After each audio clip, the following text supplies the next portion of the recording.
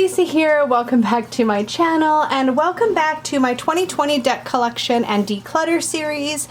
I don't know how much decluttering I'm actually going to do, guys. I'm just going to own it. Probably not a lot, but I'm enjoying using this particular method of taking you through my collection where I'm sort of grouping things into categories. As I mentioned in my previous video, this was inspired by Dawn Michelle over at Boho Tarot, so I will have a link to her channel down below, so take a look at that. She's amazing. I adore her content. Moving right along though, I just realized all of my constellation are upside down. Guys, they're all upside down. Let's just ignore that, but aren't they pretty?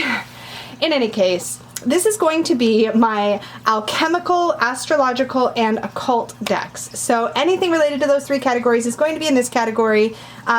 Keep in mind that a lot of times I have decks that would fit into multiple categories, so I just did the best I can. Categorizing them was actually kind of tricky. But anyways, okay, so let's start with astrology because I have a few decks in that section. So I want to start with this mini moon deck. I actually don't remember the creator's name, but I'm hoping to have links down below for everything, so I will try to look that up and put it in the description box for you down below. This is just a cute little deck that has all of the moon phases, plus this title card and this little description of what all the phases are on the deck. It's just a little black and white deck. It's really sweet, and I got this in I believe it was a witch's box about a little over a year ago, I believe, and maybe about a year and a half ago now. Gosh, it's June already when I'm filming this. Who knows when this will go up on my channel, but it's June at the moment I'm filming. In any case, I actually use these cards to keep track of the moon phases, and so I will change the card out based on what phase of the moon it is. It just helps me keep in touch with the moon cycles. I use them constantly, so this is one that I couldn't see myself parting with because I just enjoy the simplicity of it. I like being able to have a card out for whatever phase is currently at play. Every once in a while I slack with the practice, but these always bring me back to keeping an eye on what phase the moon is in, and that's really helpful for me because I get so easily distracted and caught up in day-to-day life, so I really love these. Don't think those will go anywhere. Next up are the Living Wheel astrology cards. Man, these are so freaking beautiful. So these are created by Patrick. I forget his last name. I'm so sorry, but you can find these at thelivingwheel.com, I believe it is. Hopefully there's a website on here somewhere. Patrick Fogarty, there we go.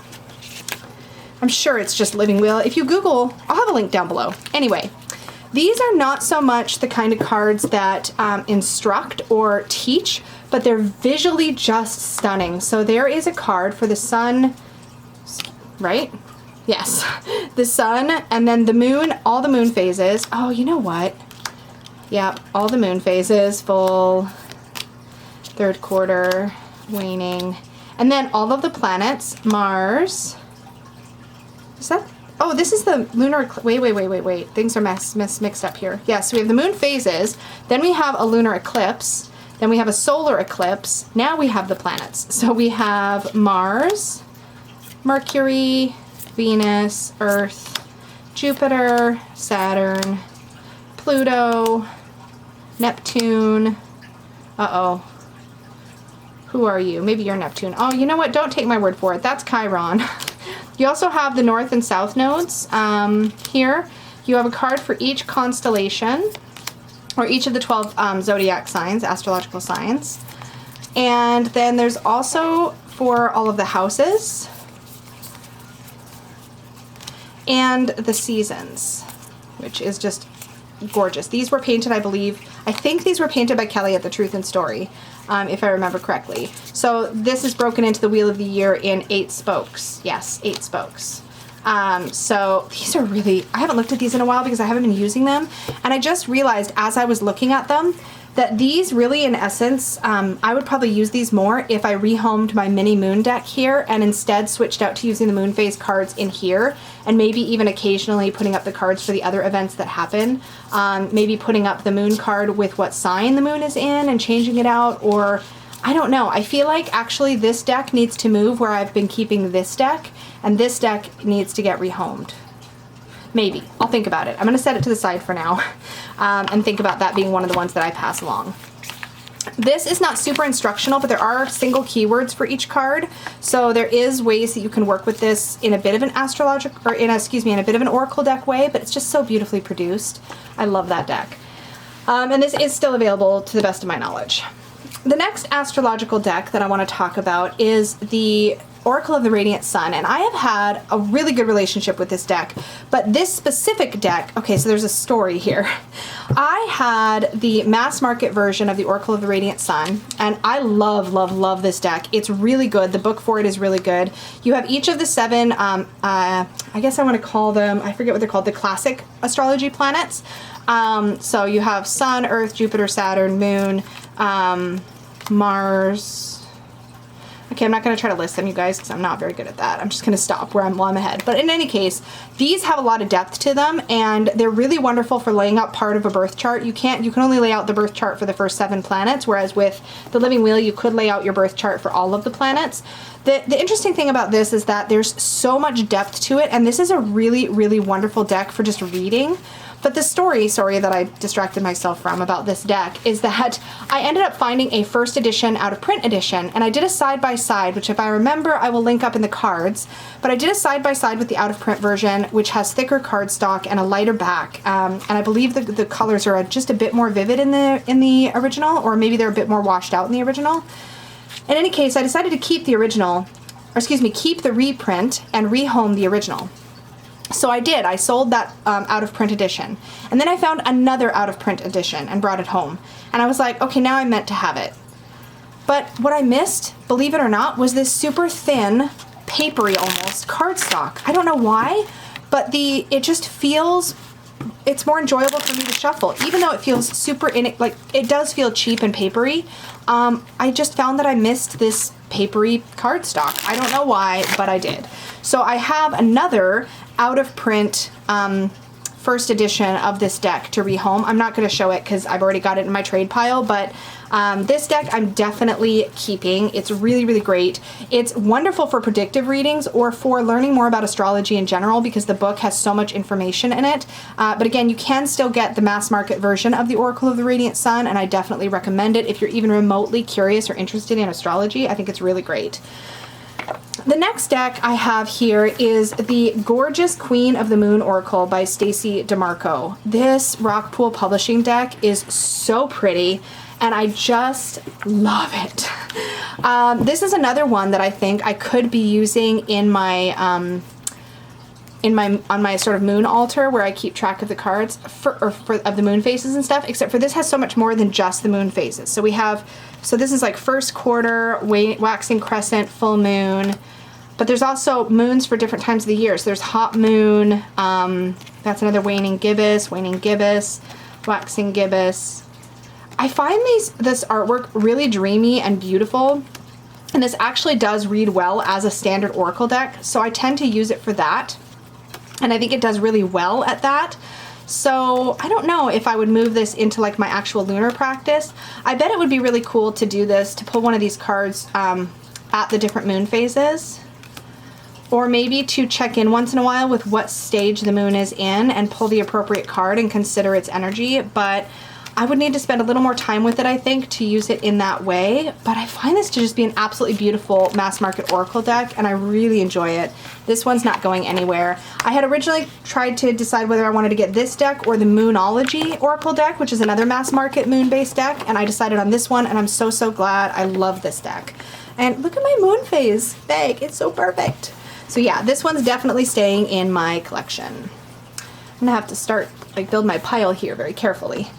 Lastly, I have the Astrology Learning Cards. Now, these I got at Northwest Tarot Symposium in 2019, and these are really great, just informational cards. There's, the way that they make these are by Living Magic Publishing. I think you can find these on Amazon. I'll try to have a link down below.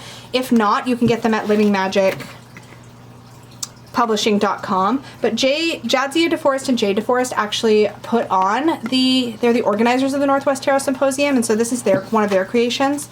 What's neat about the way they do these learning cards, and I also had their rune learning cards, which are in my to be rehome pile because I'm done working with them, but these are like to learn, right? So it's kind of like almost like a flashcard system. So here we have Aries, and then on the back is some information about Aries, right? Taurus, Gemini, Cancer, and it's just like that all the way through for the 12 zodiac signs. And then you have, oh, that's Capricorn. I knew that. Sure, I did. And that is Pisces, yeah, okay. Then there's planet cards. So you have sun, moon, and then all the planets.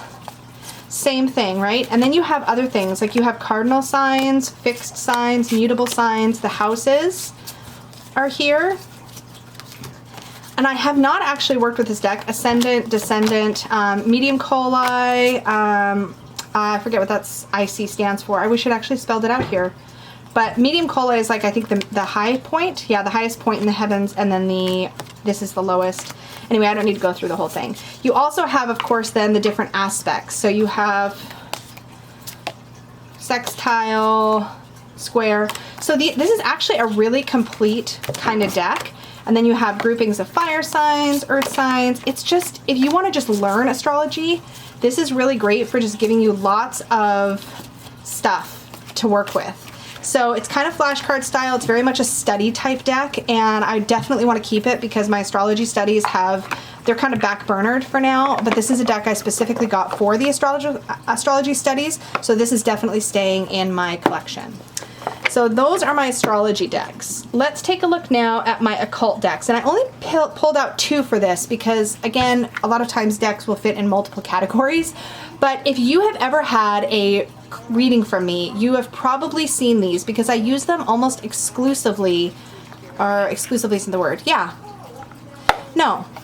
I use them regularly, I guess I should say, in my client reading practice. In fact, it's become a part of the client reading experience for me to always select 1 or 2 of these cards mindfully and intentionally based on my querent's question.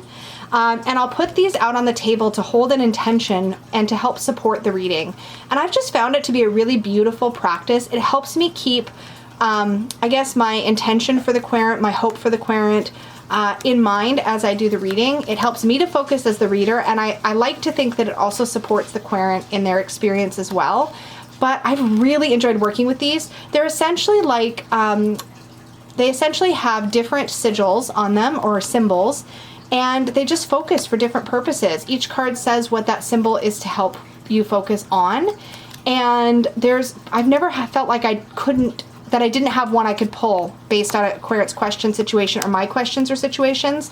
I also use this deck a lot in my magical practice. So, for example, this safe and happy travel card always gets tucked into my wallet when I go on a road trip or I travel anywhere.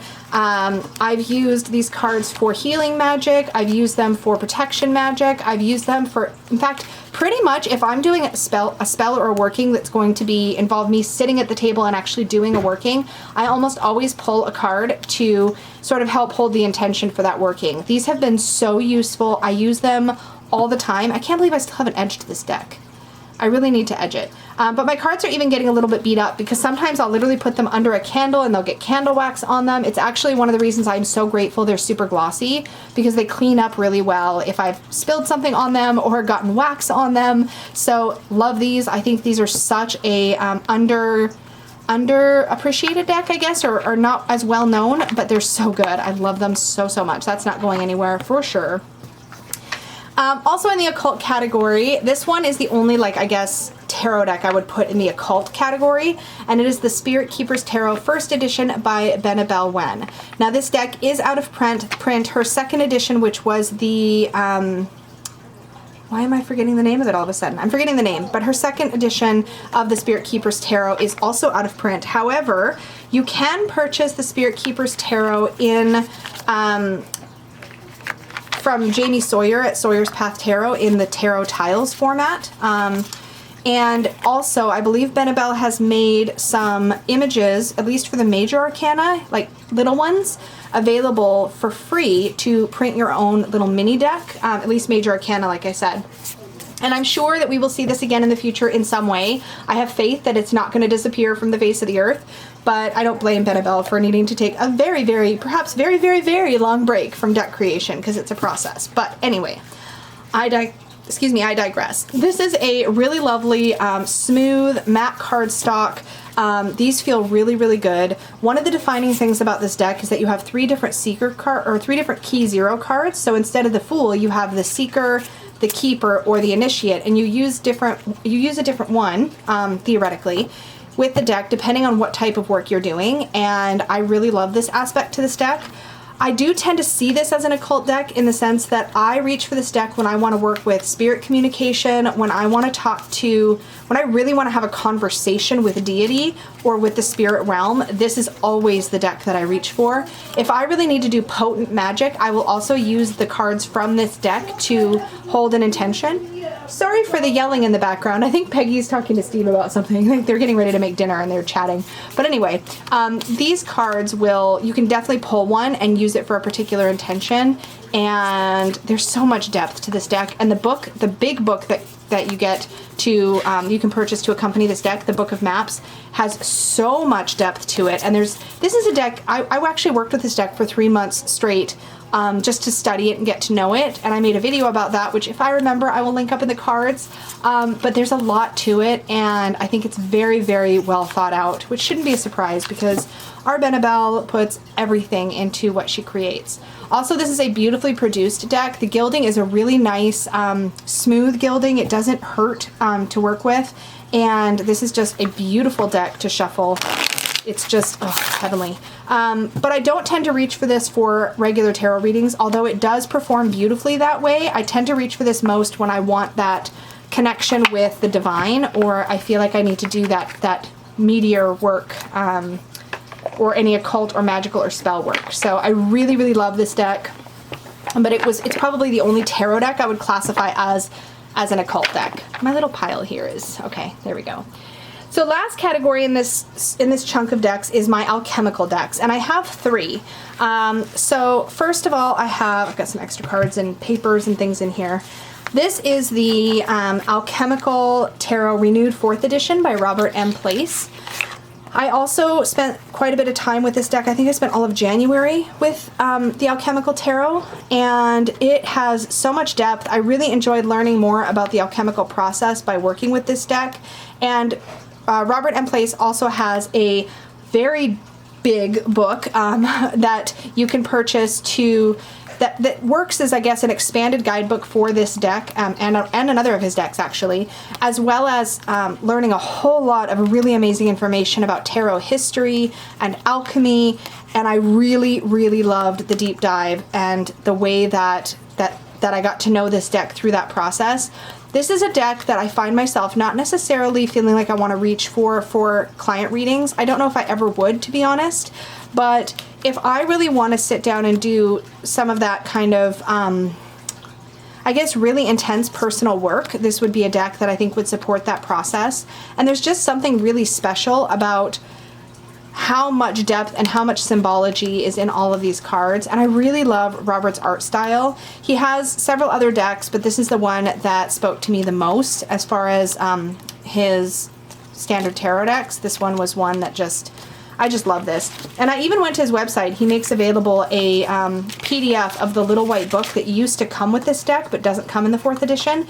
And so I literally printed it and like rounded the corners and stapled it so that I could have a copy of the original little white book just for like a quick reference to work with this deck. And I keep that in the bag with it so that if I want to pull it out for a reading, I have that quick reference guide there. But yeah, this is a really, really well done deck. The extra cards, what were they? Oh yes, there's an extra Lovers card. And the Chariot card story is that this is my destroyed Chariot card. It's actually taped up. Robert had an extra Chariot card, so when I purchased something else from him, he sent me his spare, but I kept the old one in here. I'm not sure why. I should put that with my other like damaged cards. Okay, well anyway, these can go back, and this is the more chaste of the 2 Lovers cards, but I actually work with the more, I guess, naughty of the 2 in my deck because I think it works better alchemically. But this is a really great deck if you want to dive into alchemy. Just be prepared for a deep dive for sure. Okay, 2 more. I also, after working with this deck, decided to go ahead and get the Tarot of the Alchemical Magnum Opus from Robert M. Place. This is so beautiful, and I really, really loved working with this after having worked with and learned more about alchemy, because this one has a lot of alchemical keywords on the cards. So for example, the Lovers card, instead of saying the Lovers, you have the Roman numeral and conjunction, which is the alchemical phase that it talks about, putrefaction for death. And then you have just nods to the original cards in these Pippish style minors. And I absolutely love this deck. It read so well for me. I tended to work with it a couple cards at a time, if I remember correctly. But regardless, once you've sort of learned a little bit about the stages of the alchemical process, working with the majors in this deck is just really special.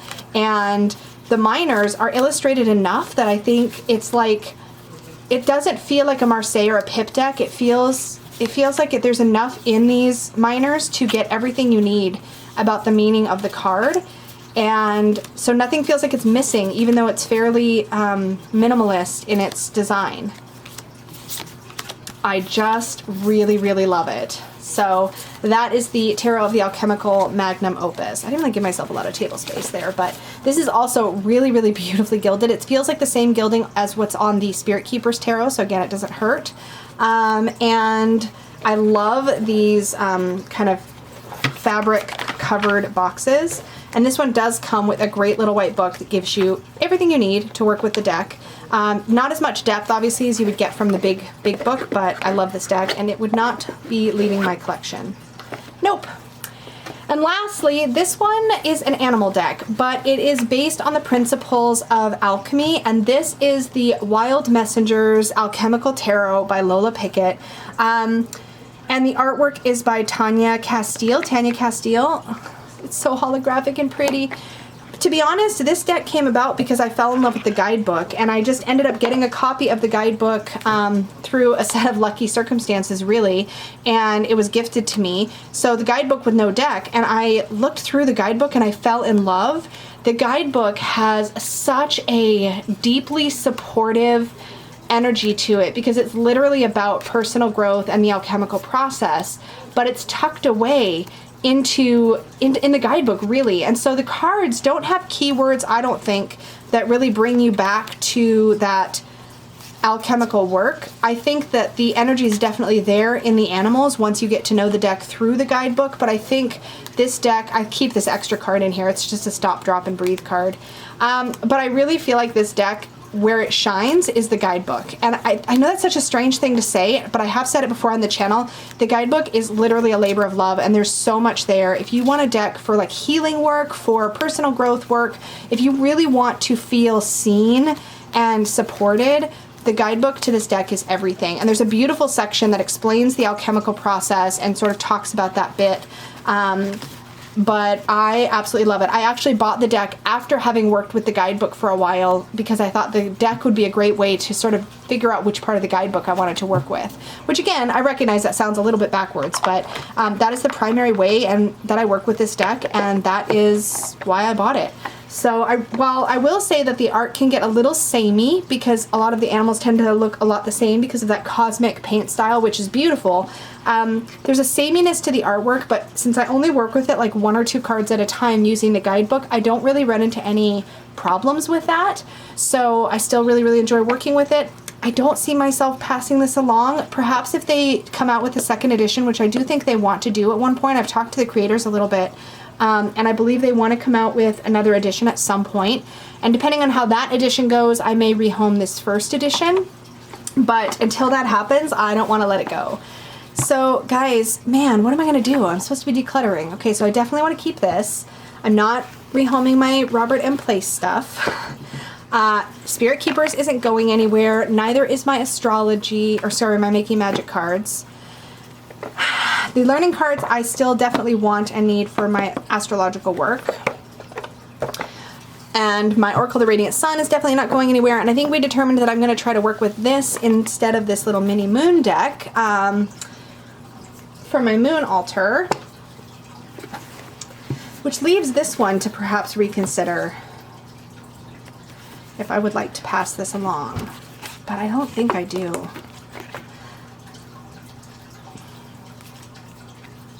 Nope, I want to keep this. So it looks like not a lot of decluttering this section, guys, which I'm pretty much not expecting to even declutter one out of every category, but I am going to declutter one, and I am going to rehome this little mini moon deck. There's no box or anything, it just came sort of in a little organza bag, but I think I'm going to pass this one along and switch out to using these instead. So that's one to rehome. That's not the worst thing ever.